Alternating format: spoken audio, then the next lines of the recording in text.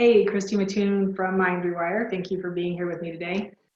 This is going to be the wisdom codes, wisdom code number 3.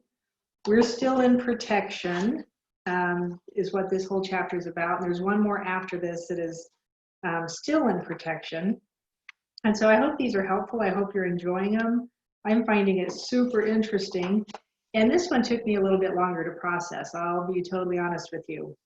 It's something that I have read and known before and presented in such a different way. It took me a little bit to process it. So I want to bring that to you in a concise manner so that when you get into heart coherence with it, it gives you the benefit of the protection that it can give, plus any other information, because I felt like I was getting other information from it, which I thought was super interesting. So more than just a prayer, wisdom code number 3 is actually the Lord's Prayer. And so taken from different chapters of different books of the Bible, of the Bible that, the Christian Bible. We start with Matthew chapter 6, verses 9 through 13 is the Lord's Prayer. And then a briefer version is written in the book of Luke in chapter 11, verses 2 through 4. So you can look in either of those two places, and I'm going to give you some other ideas as we move through this. But let me read the first part of this. So we are on wisdom code number 3. I know this is showing up backwards. I apologize. The Lord's Prayer. So the wisdom code itself in English states, "Our Father in heaven, hallowed be thy name. Thy kingdom come, thy will be done, as in heaven, so on earth." All right, so that's how it's written in here. It says use. This code addresses the need for personal protection on both the physical and spiritual level. And then it gives the source, and the source is what I just now said. This portion of the Lord's Prayer is translated from the original Syriac dialect of ancient Aramaic gospel. All right, so do know that part. And I'm just going to read through a couple pages of this because there was stuff in here that I was just like, So I'm going to read this to you. The Lord's Prayer, also known on occasion as the Our Father prayer, is arguably the best known and most widely used ancient word code in the Christian tradition. Although being born into a Christian religion, born again Christian is what I was called, I guess. I had never heard that it was a word code. Nobody ever talked about it like that. Anyway, so as recognized as it is, however, there remains controversy among scholars for 2 reasons. First, where the words of the prayer originated, where did they originally come from, and how much liberty has been taken with the words in various translations over the centuries. So the liberty taken in transcribing is debated, it's a controversy, and also where did it originally come from? And I'm going to read you this part that'll give you some understanding about both of those. All right, so the mysterious source of the Lord's Prayer. I have never heard up until recently about the lost gospel Q. Never heard about this before. And the Q actually stands for Quell, Q-U-E-L-L-E, which means source in German. All right, so let me read this whole thing to you. Biblical scholars suspect that the Lord's Prayer originated in one of 2 possible places in the New Testament of the Christian Bible. The longer form of the prayer comes from the book of Matthew. It is part of Jesus' historic teaching known as the Sermon on the Mount and is recorded in chapter 6, verses 9 through 13 of the traditional gospel. A briefer form of the prayer is derived from another teaching that Jesus offered his disciples that is not the Sermon on the Mount. This version is described in Luke chapter 11, verses 2 through 4. The controversy about its origin stemmed from the fact that the Lord's Prayer is not recorded in what's considered to be one of the most reliable records of historic events that occurred in Jesus' day. That's the book of Mark. The question is why?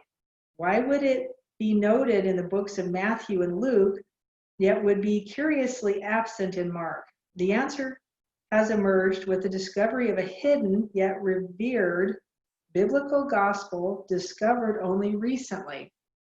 In the late 20th century, the lost gospel of Quell means source in German, scholars typically shorten the name to the gospel Q or simply Q.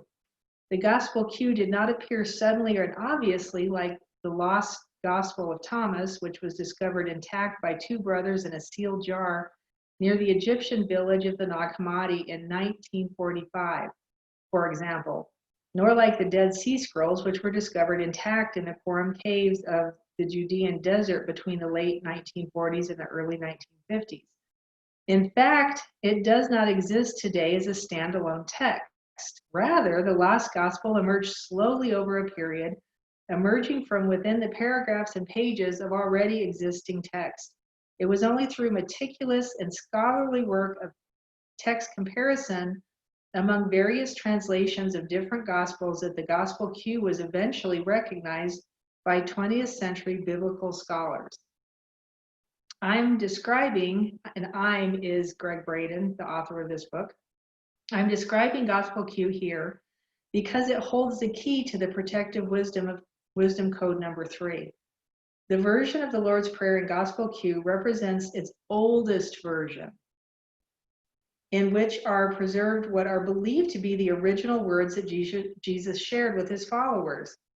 It's for this reason that I've chosen the English translation closest to the original words of Jesus' time as possible, which was prepared by George M. Lasma in the early 20th century. So the original words, the traditional language used in the regions of Nazareth and Capernaum, where Jesus lived and taught, were Aramaic. This language first emerged in the Holy Land roughly 3,000 years ago and is still used today in some Jewish, Mandean, and Christian communities. Scholars generally agree that Jesus spoke the Lord's Prayer in this ancient language and that it was recorded and written in Aramaic as well. Supporting evidence for this assumption is found in ancient translations of New Testament manuscripts. All right, so I could go on with that a little bit. If you have the book, read it because it's super interesting. So the code itself is structured. I want to go through the structure a little bit. It's very what he calls sophisticated and simple. Perhaps it's not a coincidence that the format of the ancient code follows precisely the same format used by modern computer systems today. Regardless of the size and complexity of the modern day computer, from a microcomputer program with 3 lines of software to a room-sized computer still running 3 million lines of software, the format of the language that runs the machines is the same. It uses the same general structure composed of 3 simple functions. These functions are part of this universal template. The first one is a declaration statement. The second one is a function statement, and the third one is a completion or resolution statement. So that's how this particular prayer is structured. So for the purposes of this teaching about the protective power of Wisdom Code 3, and again, this is from the book, I'm on page 25, I'll begin with abbreviated form of the Lord's Prayer, excerpt from the Syriac translation described previously. All right, so I'm going to go through all those different parts that we just talked about. The first, the declaration statement, the function statement, and then a completion statement, and break it down for you a little bit. So the introduction in English is Our Father in Heaven. The introduction is a declaration statement. It creates conditions and paves the way for the success of the code that follows. The first petition is Hallowed be thy name. The word hallow appears to be the best translation of the ancient Syriac script into modern English. It means to set aside, to set apart from all other words. It's special, holy, and sacred. Hallowed be thy name. And we're talking about God's name here, rather than using a common word, right? So hallowed means that the name itself is holy, it's set aside, it's special. The second petition is thy kingdom come. In this context, kingdom is the essence of God. Kingdom is the essence of God. Here the use of the word thy is not asking for the kingdom to arrive on earth. Rather, it's declaring that God's essence is present in all things and all experiences. Thy kingdom come could be stated, you are here. That God's essence is already here, it's already with us. So understand that reading this. Also understand that sometimes these words, the ancient languages weren't just words. They were also feelings. They were also pictures, right? So there was more going on than just trying to understand through your brain, which is why we're using heart coherence, because you'll get the feeling and you'll get the picture. There's more to it than just the words itself. So thy kingdom come is the essence of God, meaning you are here. Thy will be done is the third petition in this code. In this context, the word or the phrase "thy will" is referring to the stated parameters that God has identified in previous teachings, such as the 8 Beatitudes, specific in Jesus' teachings, known as the Sermon on the Mount. Once again, the word "thy" is not asking, but declaring that God's will is already present in all things and all experiences. So thy will be done could be as much as saying, your will is in all things. It already is. We're not asking it to come, we're declaring it already is. It's already happened, right? Thy kingdom come isn't the kingdom of heaven. It isn't heaven coming to earth. It isn't that. It's the essence of God. And I would take it a little further and say the essence of God in you, right? It already is. It's already here, okay? The completion statement is, as in heaven, so on earth. This is much like the emerald tablets and the teachings of Thoth, right? As above, so below. As within, so without. As in heaven, so on earth. All right, this phrase provides closure for the first part of the code. It states that the earth is a mirror of the heavenly conditions. The earth is a mirror for heavenly conditions, identified in the first, second, third petitions. All right. Even though this abbreviated form of the Lord's Prayer reflects the complete structure of the universal code described previously, and it's for this reason that this revered wisdom code is seen as a template, as the prayer of prayers. It's just a good way to pray. In the Christian tradition, it is just a good way to pray. The second and third petitions, respectively, thy kingdom come, thy will be done, are the portions of the wisdom code that provide the protection that is being invoked. All right? The intent here is clear and simple. In the context of God's kingdom and the presence of God's will, the divine nature described in these statements replaces any darkness and any dangers that may confront you. It's pretty simple. I would make this stuff way too hard, and this is pretty simple. In the presence of light, there can't be darkness. That's basically where this is taking you, right? Thy kingdom come, thy will be done. If the kingdom's here and that's the essence of God, that is the light. That is the light force. That is the light within us. And thy will be done, as it already is set up in all the parameters that have been talked about, it's already finished. It already is. It's not something that we're asking to have happen. It's already happened, and it's within you. All right? Okay, so let's move on here. So now some people are going to say, where's the ending of it? So some traditions or some translations have the ending, and he has it stated in here too, the kingdom, the power, and the glory. And the way we used to say it was, for thine is the kingdom, the power, and the glory forever and ever, amen. Right? So what he says in here, well, that's a common way to complete the prayer. It's not present in the original text. That was added. This familiar way of completing the prayer is often spoken in churches today. It's known as the Byzantine doxology, or simply the doxology. It clearly is not a part of the original prayer. It's recorded in the oldest version in the book of Matthew. Rather, it appears later for the first time in a secondary biblical text written after Jesus' time, the 1st century of the Common Era. So that little ending was added after the fact. All right, so that's not really in there. In the Aramaic, and I'm going to put this link below, there is a place you can go to online, super easy to find, and I'll resource it in the bottom of this video, where you can hear the Aramaic words. You can follow along, and he actually reads it in the Aramaic and gives you a little bit more information. And there is some thought that when read in the original language, you will get a totally different presentation. So I highly recommend, because I tried to do this, I tried to learn it so I could read it to you in the Aramaic. And there's just some words I stumbled too hard over, and it wouldn't be helpful. All right, so I didn't take it to that edge. But we're going to take two of the English translations. The one that we referred to that we've already gone through, that I've read to you, we're going to put that in heart coherence, and I want you to feel it. I'm going to read it to you a few times in heart coherence, and you're going to feel it. And then we're going to read the translation. I'm going to show you this on page 29. He's got it in the Aramaic right here, right, the words. And then there's an English translated version, as close as it could be translated. And this is what you can look up.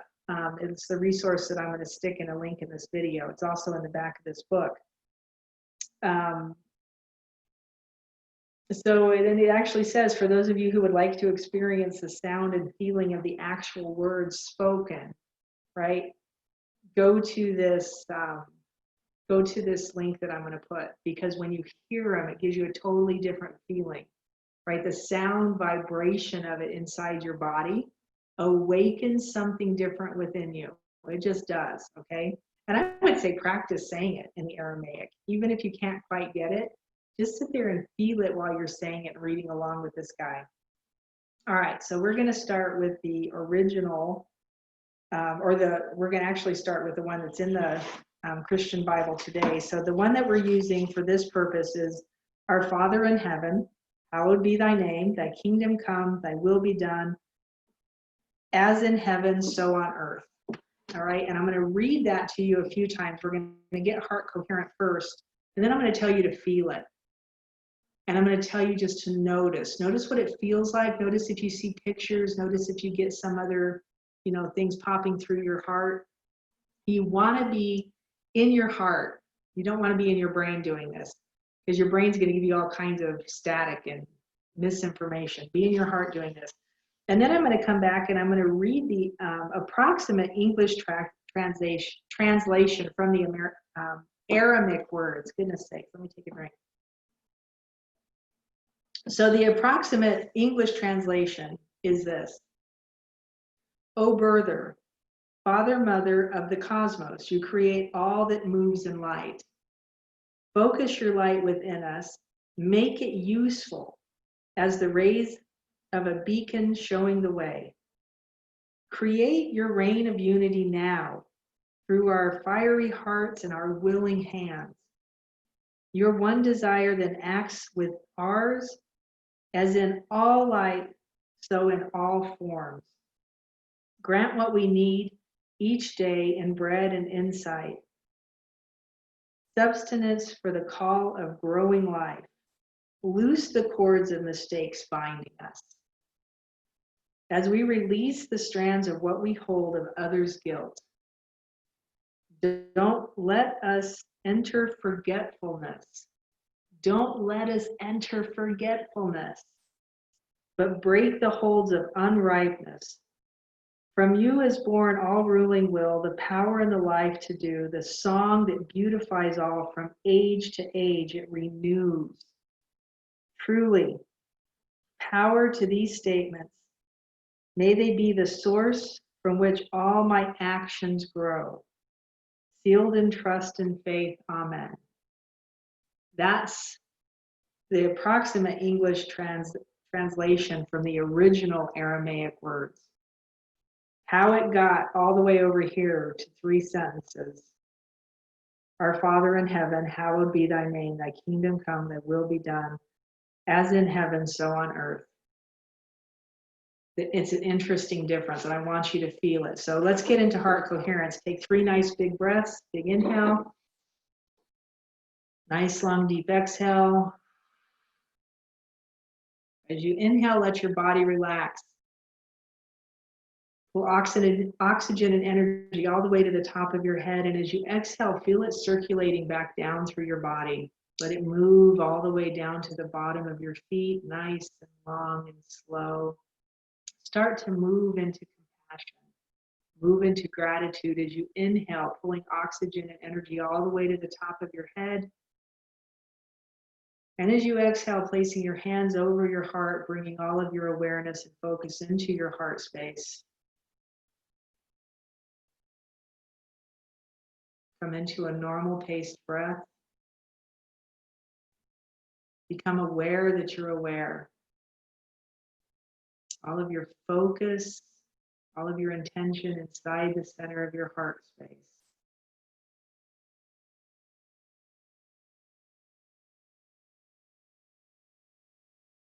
And allow the spirit within you to give you information, to give you a feeling.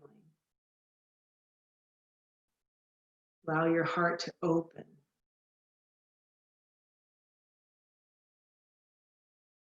Be open and curious to the process. Turning your body back on. The technology hidden deep within you, awakening, maybe for the first time. Allow it to open. As I read this wisdom code, the Lord's Prayer, keep your focus and awareness inside your heart space. Our Father in heaven, hallowed be thy name. Thy kingdom come, thy will be done, as in heaven, so on earth. Feel the resonation inside your heart space. Our Father in heaven, hallowed be thy name. Thy kingdom come, thy will be done, as in heaven, so on earth.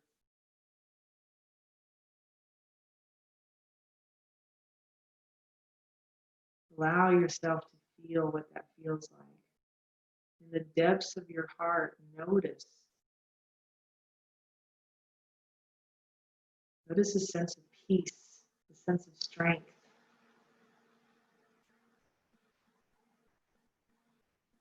There is no fear here.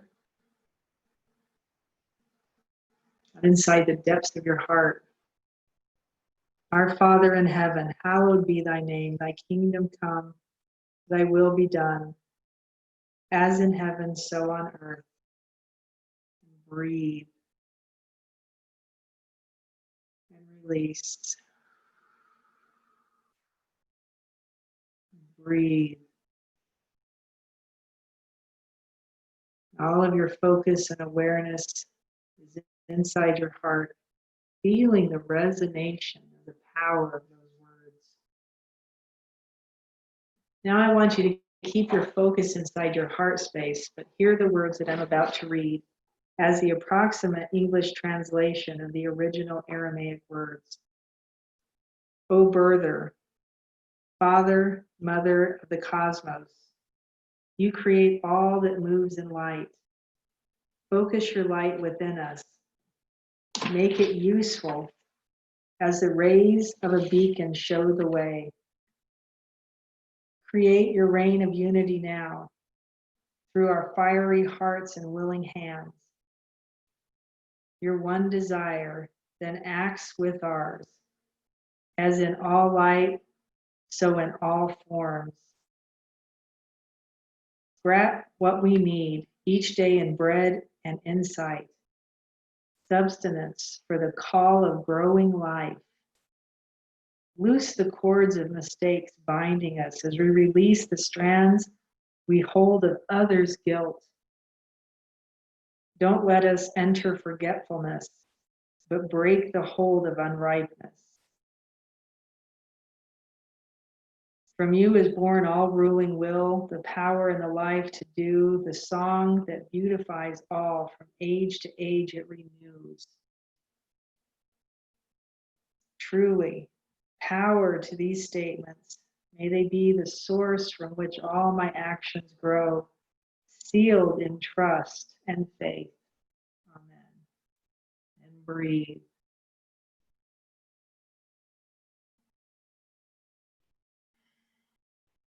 I'm going to read that one more time, and I'm going to slow it down, and I'm going to ask you to breathe in between every statement.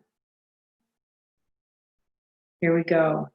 All of your focus and awareness is in your heart. Your hand should be over your heart, bringing even more awareness to that space. You want to be inside your heart, not outside in your chest, but inside your heart space. O birther, Father, Mother of the cosmos, you create all that moves in light.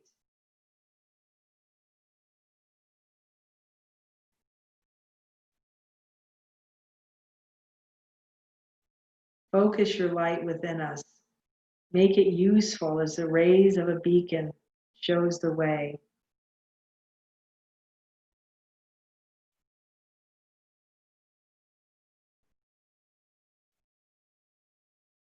Create your reign of unity now through our fiery hearts and willing hands.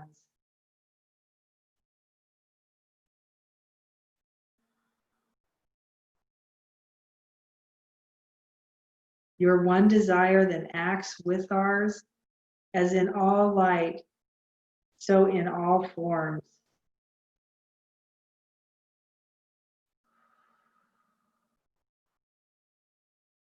Grant what we need each day in bread and insight, substance for the call of growing life.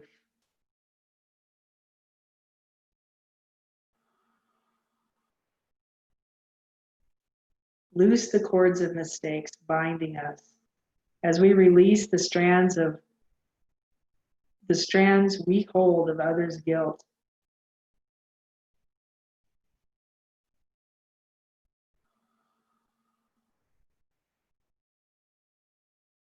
Don't let us enter forgetfulness.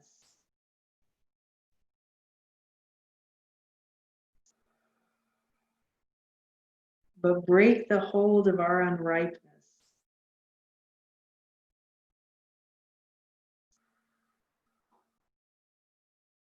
From you is born all ruling will, the power, and the life to do the song that beautifies all. From age to age it renews.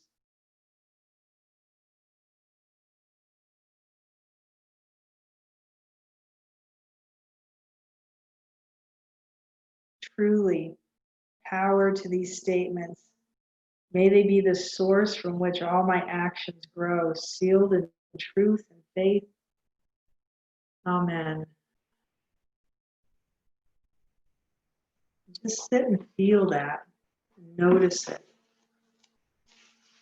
And I want you to feel the way the first prayer felt, the original, the Christian prayer. And then I want you to feel the other one. And you might feel stronger on one than on other. Use the one that feels the best to you. Go with what feels stronger, that empowers the system. And I want you to actually go back and re-watch this video, find the place where these start, and watch that part again, and take notes on it. What does it feel like? What are you noticing when you do that first prayer? The original, the Our Father in heaven, hallowed be thy name, thy kingdom come, thy will be done, as in heaven, so on earth. What does that feel like? And then go through the next one.